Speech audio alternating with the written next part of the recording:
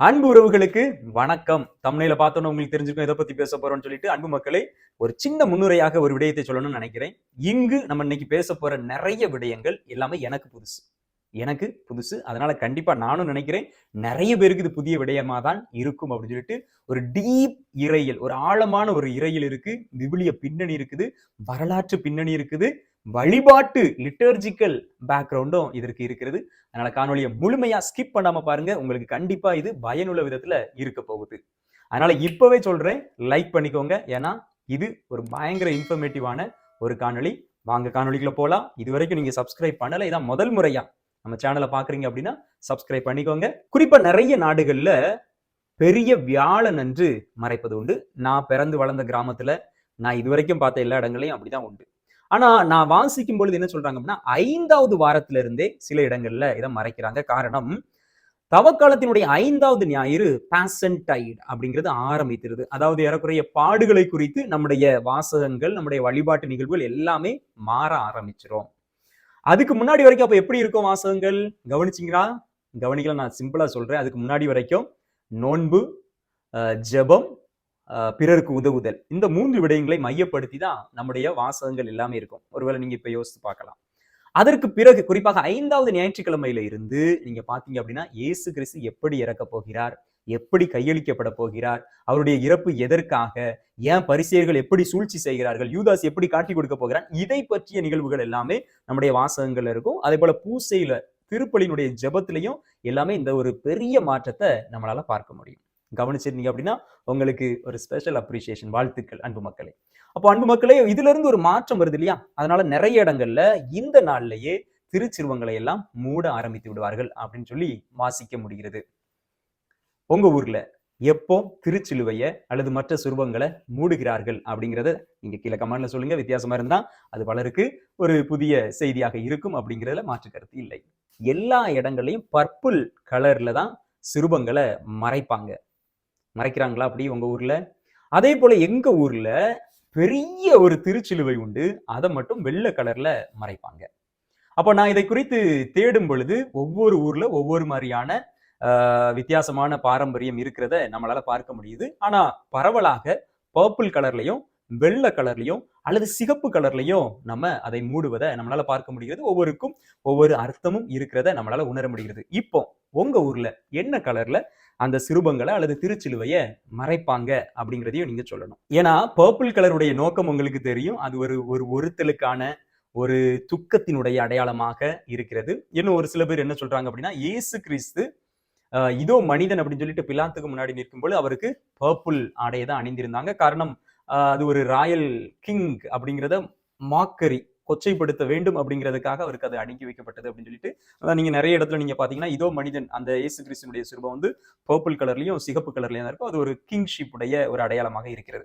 அதனால இதை நம்ம ரொம்ப இதுக்குள்ள போகல, நம்ம அப்படியே கடந்து தான் போக போறோம்.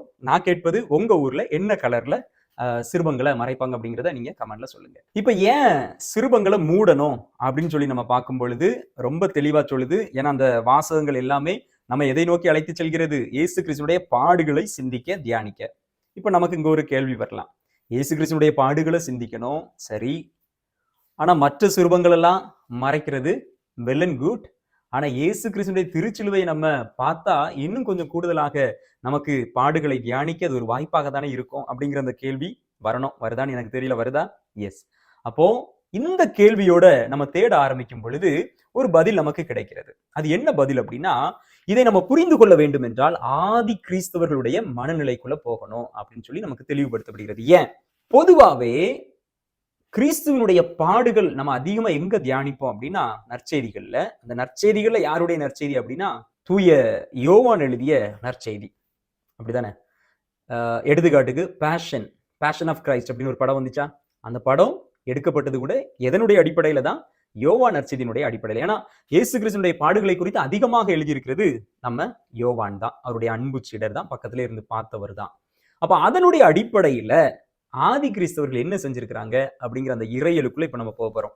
அதாவது இயேசு கிறிஸ்துவை பொறுத்த வரையில தந்தையினுடைய திருவுளத்தை அப்படியே கீழ்ப்படிந்து அவருடைய திருவுளத்தை நிறைவேற்றி மிகப்பெரிய ஒரு மாட்சியை மிகப்பெரிய ஒரு எழுச்சியை, மிகப்பெரிய ஒரு வெற்றியை கண்டது எங்க அப்படின்னா சிலுவையில தாங்க.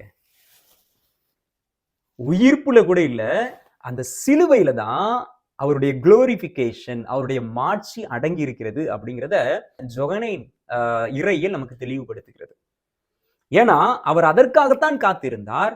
அந்த நேரத்துல தான் அவர் முழுமையாக தன்னை கையளித்து சாவின் மீதும் பாவத்தின் மீதும் வெற்றி கொண்டு இவர்தான் என்னுடைய அன்பார்ந்த மகன், என்னுடைய திருவுளத்தை நிறைவேற்றினார் அப்படிங்கிற அந்த பயங்கரமான அந்த ஒரு இடம் அமைந்தது அந்த சிலுவையில தான். அதனாலதான் நம்முடைய ஆதி கிறிஸ்தவர்கள் இந்த சிலுவையை குறித்து பேசும்போது என்ன சொல்றாங்க தெரியுமா? அது அவமானத்தினுடைய சின்னம் அல்ல, மாறாக வெற்றியின் சின்னம். அது தோல்வியினுடைய சின்னம் அல்ல, மாறாக மாட்சியினுடைய சின்னம். அதனாலதான் பழைய திருச்சிலுவைகள்லாம் நீங்க பாத்தீங்க அப்படின்னா தங்கத்தாலும் வைரத்தாலும் மற்ற முத்துக்களாலும் அலங்கரிக்கப்பட்டிருக்கும். அதனாலதான் அதுக்கு கீழே ரெக்ஸ் குளோரியே அப்படின்னு லத்தீன் மொழியில எழுதப்பட்டிருக்கும். அதனுடைய பொருள் என்ன அப்படின்னா த கிங் ஆஃப் குளோரி. அரசர், யாருடைய அரசர்? மாட்சியின் அரசர் அப்படின்னு சொல்லி அங்கு எழுதப்பட்டிருக்கிறது. அன்பு மக்களே, இந்த வெயில் சிறுபங்களை மூடுகின்ற அந்த நிகழ்வானது ஆதி கிறிஸ்தவர்களிடமிருந்து நமக்கு வந்தது. அப்ப அந்த ஆதி கிறிஸ்தவர்கள் என்ன செஞ்சிருக்கிறாங்க? இந்த நாட்கள்ல குறிப்பாக இந்த பாடுகளை குறித்து சிந்திக்க ஆரம்பிக்கும் பொழுது இந்த மாட்சி, இந்த வெற்றி, இந்த கிறிஸ்து அரசரினுடைய அரியணையை அவர்கள் மறைக்க ஆரம்பித்திருக்கிறார்கள். அவர்கள் இன்னும் சொல்லுகிறார்கள், இந்த சிலுவை என்பது கிறிஸ்து அரசரினுடைய அரியணை. அவர் இந்த அரியணையில் இருந்துதான் உலகத்தை அன்பாலும் தியாகத்தாலும் அரவணைக்கின்றார், ஆளுகின்றார் கரங்களை விரித்து அப்படின்னு சொல்லி நம்முடைய கிறிஸ்தவர்கள், ஆதி கிறிஸ்தவர்கள் நம்பி இருக்கிறார்கள். அதனாலதான் தொடக்க காலத்திலிருந்தே இந்த வெயில் திருச்சிறுபங்களை மூடுதல் அப்படிங்கிறது பிராக்டிஸ்குள்ள வந்திருக்கு. புதுசா இருக்கா? எனக்கு உண்மையில புதுசா இருந்துச்சு. வாங்க, இன்னும் நிறைய விடயங்கள் நம்ம பார்க்க வேண்டியது இருக்குது. இந்த திருச்சிலுவையை நம்ம துணியை கொண்டு மறைக்கும் பொழுது அதுல என்ன ஒரு இறையியல் வெளிப்படுவதை நம்மாலையும் பார்க்க முடிகிறது. அன்பு மக்களே, என்ன இறையியல் அப்படின்னா, ஆண்டவர் இயேசு கிறிஸ்துனுடைய பல முரண்பாடுகள் அப்படின்னு சொல்லக்கூடாது. ஏன்னா அதுல முரண்பாடு இல்ல, மாறாக அதுல ஒரு ரகசியம், ஒரு மறைபொருள் ஒளிந்திருக்கிறது. அந்த ஒளிவை, அந்த மறைவை நமக்கு வெளிப்படுத்துவதற்காகத்தான் நம்முடைய திருச்சபை ஒரு அடையாளமாக துணியை கொண்டு மூடுகிறார்கள் திருச்சிலுவையை. என்ன ரகசியம் சொல்வோமா? இறையியல் படி நம்ம பார்க்கணும் அப்படின்னா, ஆண்டவர் இயேசு கிறிஸ்துவினுடைய சிலுவையில அவர் ஒன்றை வெளிப்படுத்துகிறார், அதே வேளையில அதையே மறைக்கின்றார். அந்த ஒன்று என்னது? அவருடைய தெய்வீக தன்மை, அவருடைய டிவைன் நேச்சர்.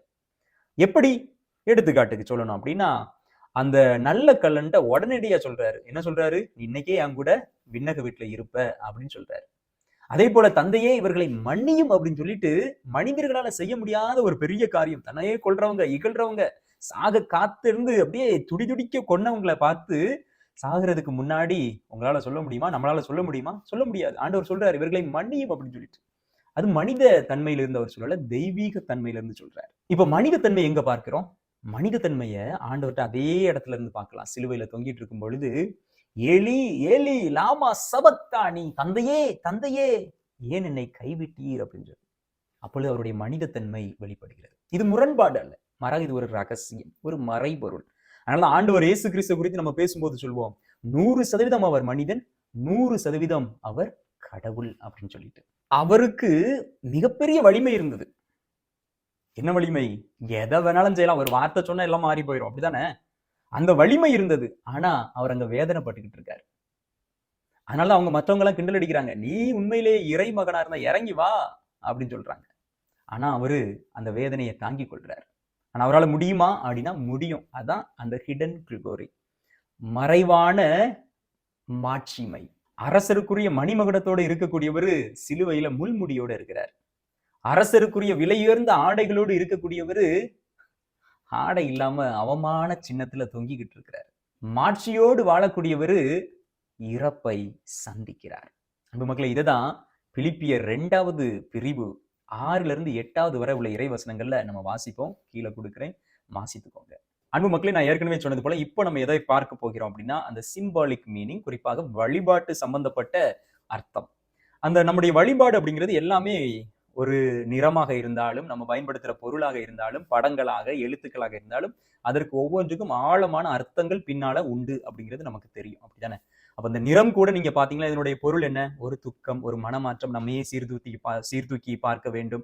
ஆண்டவர் இயேசு கிறிஸ்துவினுடைய பாடுகளோடு நம்ம ஐக்கியப்பட்டுக் கொள்ள வேண்டும் அப்படிங்கிறதுக்காக கொடுக்கப்பட்டது. இன்னும் எடுத்துக்காட்டுக்கு சொல்லணும் அப்படின்னா, நம்ம இந்த நாட்களில் பீடத்துல எங்கேயுமே பூக்களை பயன்படுத்த மாட்டோம். ஆலயத்துக்குள்ளேயே பயன்படுத்த மாட்டோம். அதே போல ஏதாவது டெக்கரேஷன், ஏதாவது சேலைகளை கொண்டோ, துணிகளை கொண்டோ, ஏதாவது அங்கும் இங்கும் ஏதாவது தொங்க விட்டுருந்தா அதை எல்லாத்தையுமே நம்ம எடுத்துருவோம். காரணம், நம்முடைய கண்களுக்கான ஃபாஸ்டிங். ஃபாஸ்டிங் அப்படிங்கிறது வயிற்றுக்கு மட்டும் இல்லைங்க. நம்முடைய கண்களுக்கும் ஃபாஸ்டிங் தேவை அப்படிங்கிறத நம்முடைய திருவை மீண்டுமாக இந்த இடத்துல தெளிவுபடுத்துகிறது.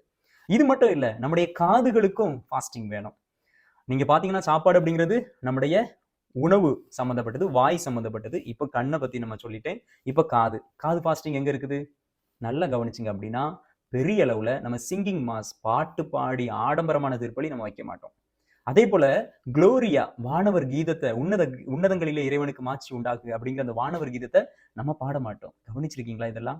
இது எல்லாத்துக்குமே அர்த்தம் என்ன அப்படின்னா, நம்ம ஆண்டவருடைய பாடுகளோடு நம்மை ஐக்கியப்படுத்துகிறோம். இப்போ fasting of the tongue, fasting of the eyes, fasting of the ears அப்படிங்கிறது இந்த இடத்துல நமக்கு தெளிவுபடுகிறது.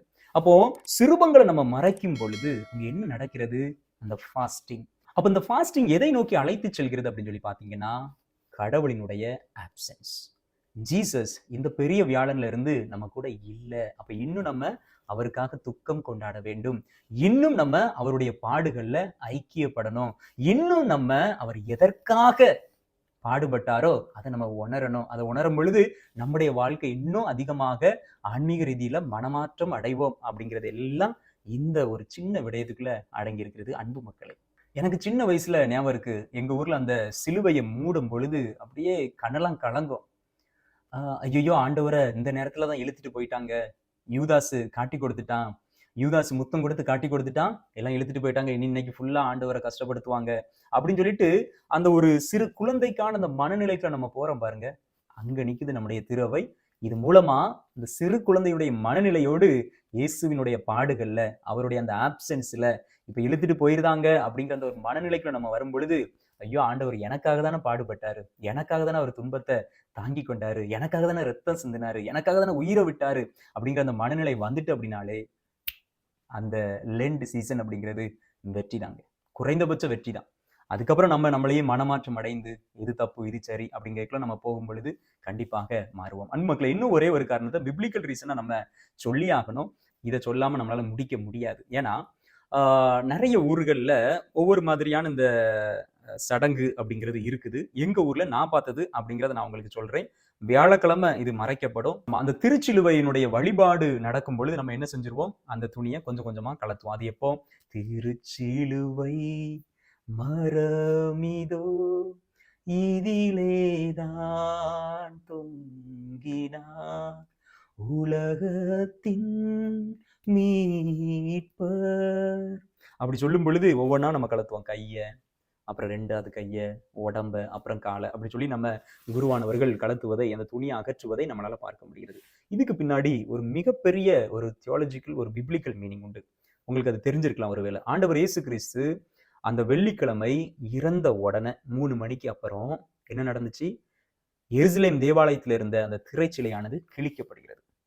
ஏன் இது கிழிக்கப்படுகிறது அப்படின்னு சொல்லி பாத்தீங்க அப்படின்னா, ஆண்டவர் இயேசு கிறிஸ்து உயிரை விட்ட உடனே, அதனால நான் முதலே சொன்னேன், அந்த சிலுவை தான் அவருடைய அந்த குளோரி, அந்த ஒரு உச்சம், அவர்தான் இறைமகன் அப்படிங்கிறத அறிக்கையிட்டு சொல்லக்கூடிய அந்த இடம் யோவான் நற்செய்தியை பொறுத்த வரைக்கும் அந்த இடம் தான்.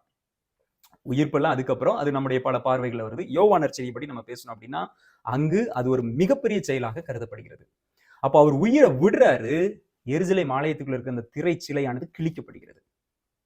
திரைச்சிலையானது கிழிக்கப்படுகிறது. இதை எதை குறிக்கிறது அப்படின்னா, ஆண்டவருக்கும் ஹோலி ஆஃப் ஹோலிஸ், அந்த திருத்துயகத்தில் இருந்த அந்த இஸ்ராயலுடைய யாவே இறைவனுக்கும் மக்களுக்கும் இடையில இனி எந்த தடையும் இல்லை, இனி எந்த மறைவும் இல்லை, இனி எந்த பிளவும் இல்லை. என்னால நேரடியா என் ஆண்டவரை வணங்க முடியும், என்னால என்ன நேரடியா என்னுடைய ஆண்டவரை நான் பார்க்க முடியும், என்னால நேரடியா என்னுடைய ஆண்டவரை நான் தொடர்பு கொள்ள முடியும் அப்படிங்கிறது தான் இதனுடைய மறைபொருளாக இருக்கிறது.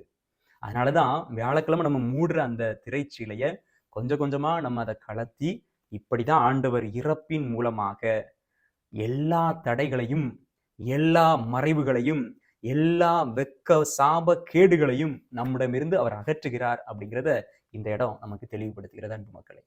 அன்பு மக்களே, இதுதான் நான் உங்களோட இன்னைக்கு பேசணும் அப்படின்னு நினைச்சது. இது உங்களுக்கு முன்னாடியே தெரிஞ்சு அப்படின்னா கண்டிப்பா அதையும் சொல்லுங்க.